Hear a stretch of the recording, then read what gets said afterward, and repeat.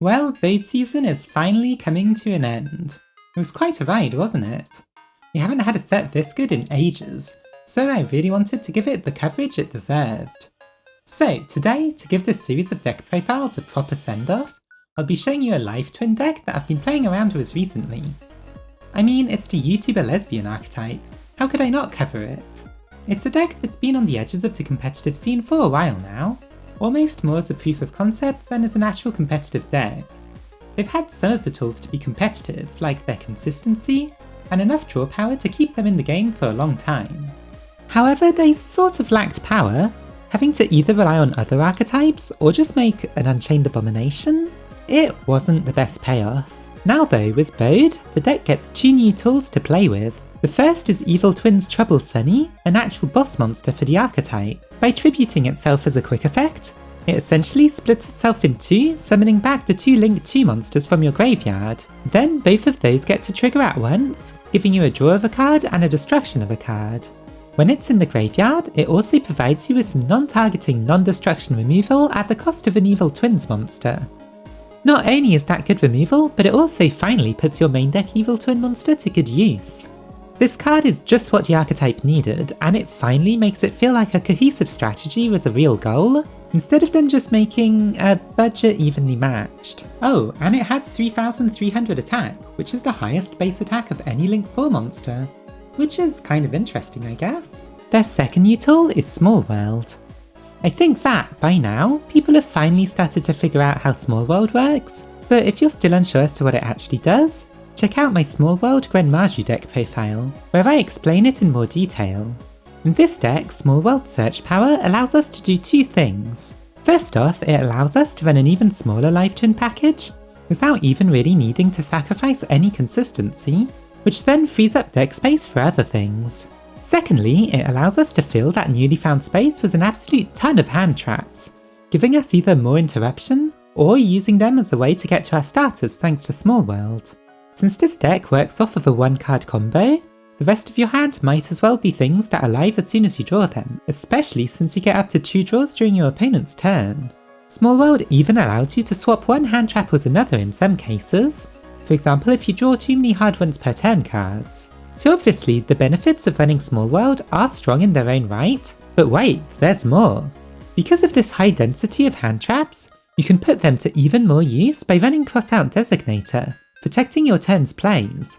So in summary, Small World not only makes the deck more consistent, it also lets you run more hand traps, which in turn lets you run a Crossout Designator. It's like a domino effect of deck building choices, ending with a deck that runs more staples than it does in archetype cards. And well, staples wouldn't be staples if they weren't good. So how does it all add up into a deck? Let's have a look. So here's the deck profile. As you can see, it's very focused on the double layers of flexibility that Small World allows, being able to run a small main deck package of live twins and a ton of hand traps. To start with the live twin side of things, you run 1 Kiss-a-Kill and 3 Frost, and then 3 Lilla and 1 Treat. These ratios are because Frost is kind of better than Treat, Frost allowing you to draw a card fairly easily during your opponent's turn. Because of this, you want to maximise your chances of starting with a Lilla and Frost in your hand, giving you Lilla as your starter and Frost as your backup. That's the ideal situation, since it's quite a lot better than opening Kiss-a-Kill and Frost. But since everything is so searchable anyway, you'll probably be able to end up with a hand like that thanks to their own spells or Small World. So like that, you'll be able to play through a hand trap fairly easily. To back it up, you run 3 Pass Phrases, which will usually search one of your 3 Sunny Snitches or your 1 Home. Sunny Snitch is your search if you lack a starter, but if you have what you need, you can wait to see if your first Link monster gets negated, and if it does and you've saved your passphrase, you can search Home instead, and summon the monster you'd be missing otherwise. Finally, if you don't need either of those, you can just search an Evil Twin Present instead, since it adds another interruption to your end board, and I think it's probably the most useful of their traps. The main deck Evil Twin serves as a sort of garnet in order to send to the graveyard to use Troubled Sunny's second effect. Sending a Link monster also works, of course. This way you'll still have an option even if your board gets cleared by your opponent. You won't be summoning it very often, but it can sometimes be useful to have a monster with 4400 attack, so at least you have that option for outing big unaffected monsters like a 4 Material Arrival Cybers. After that is the 3 small worlds that shape the build. Providing consistency and disruption, it just fits into this kind of deck really nicely. I'll be demonstrating some search lines in the next section, so stick around for that. Then, to protect yourself, you run 1 Call by the Grave and 3 Crossout Designator. Crossout is really nice in this deck since you're running so many extra hand traps anyway, but don't forget to have some stuff in your extra deck in case your opponent is running something a bit less common like a Ghost Ogre. Speaking of hand traps, you run 3 Ash Blossom, 2 Effect Veiler, 2 Ghost Spell, 1 Nibiru, and 3 Infinite Impermanence. I'm running these at this ratio because I'm trying to give you the best mix of hand traps that you actually want to draw, versus ones you need just to make sure that you can negate them with Crossout. However, BODE format is still fairly new, so the most commonly used hand traps might change over time. If that happens, make sure you adapt to it by either swapping some from the extra deck to the main deck, or just by adding something new if it pops up. Ash Blossom, Ghost Spell, and Impermanence are the best general use hand traps, Ghost Spell being there to prevent Phoenix Enforcer from returning every turn. Nibiru is there in your main deck at 1 because it obviously sucks to be Nibiru'd, but also because it provides a nice bridge with Small World to search your starters if you need to. After that, we just run some cards to boost consistency even further. Triple Tactics talent might let you draw 2 while going first, for example if Leela gets Ash Blossomed, and then if you already had your extender in your hand you could just let it happen, draw 2 cards, and then continue your combo anyway. Going second, the deck is quite a bit weaker, but this card can allow you to steal something your opponent controls in order to weaken their boards, or at least bait out a negate. Then finally, the Pot of Desires are there just for some draw power. If possible, use it after all of your searches in order to set you up for next turn, or just to draw some more hand traps to make your board more powerful. The extra deck is fairly simple. You run 3 of each of their link monsters because any less will just hurt you in the long run.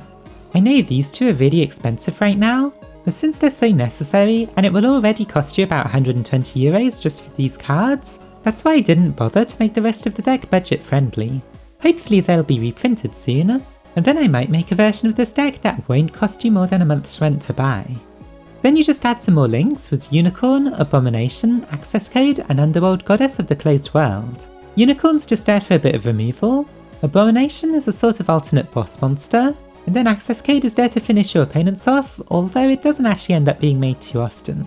Underworld Goddess lets you remove anything that the deck could struggle to out by essentially being an extra deck Kaiju, which helps cover one of the deck's biggest weaknesses. Finally, Sky Cavalry goes into Zeus in order to help you clear boards. Now I don't usually provide extra decks in my deck profiles, instead using it to provide other options, but this time it's extra important so I will. A big part of this extra deck is here to cover the lesser used hand traps that your opponent might surprise you with, or just ones that you don't really want to be maining. You have your 2 remaining Nibirus to side in going second against decks that die to it, and also 3 Droll and Lockbird for siding in against stuff like Drytron.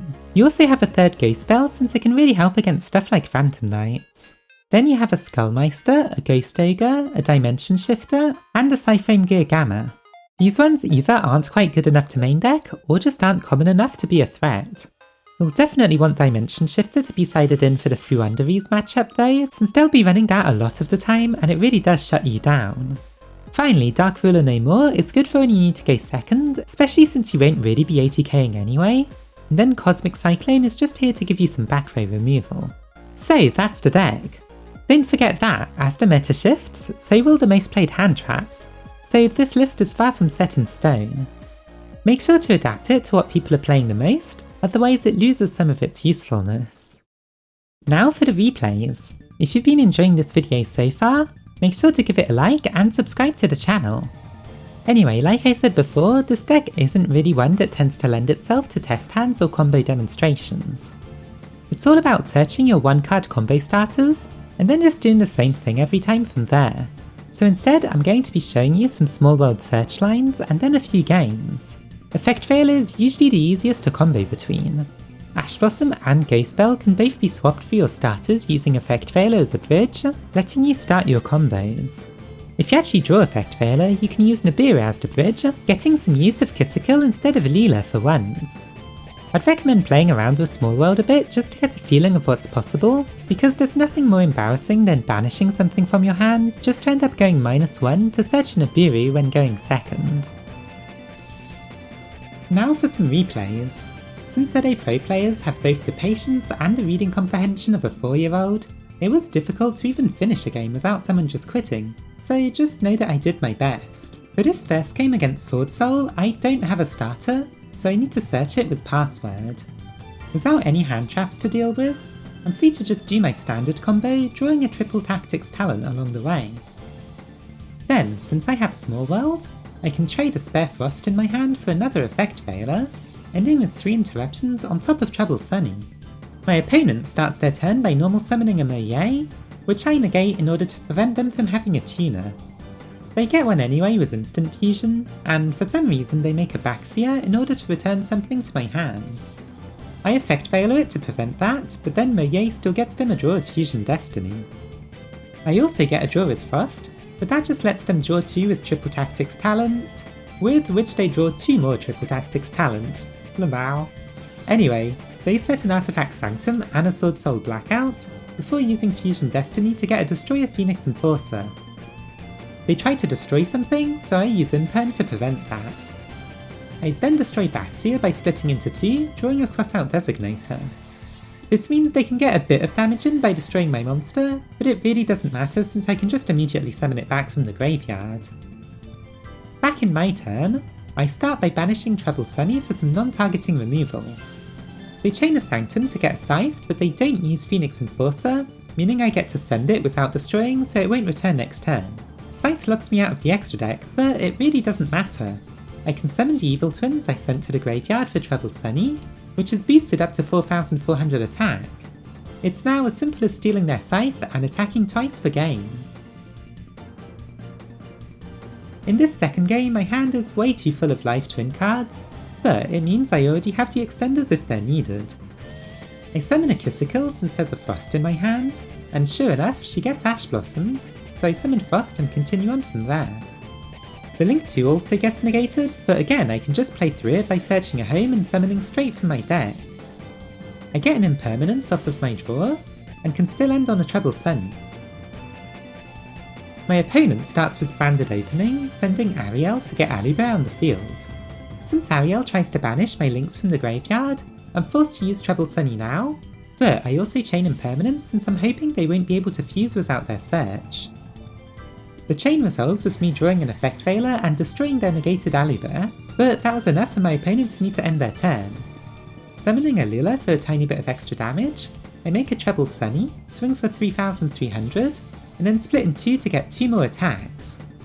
Since all my opponent draws is a Squamata, they scoop. This third game starts with a fairly normal hand, but I go for a Kissicule to go with the Frost in my hand. From the extra draw, I get a present, so I set that after making a Trouble Sunny.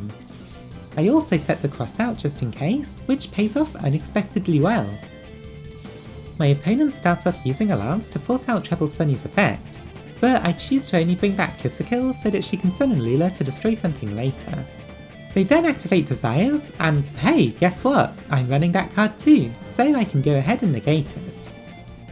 They then summon a Moye, which I negate with Effect Failure, so they then search a Longran with Emergence. They activate it, getting a token, before Synchro summoning their level 8. I destroy it, not wanting to deal with its negates in future turns.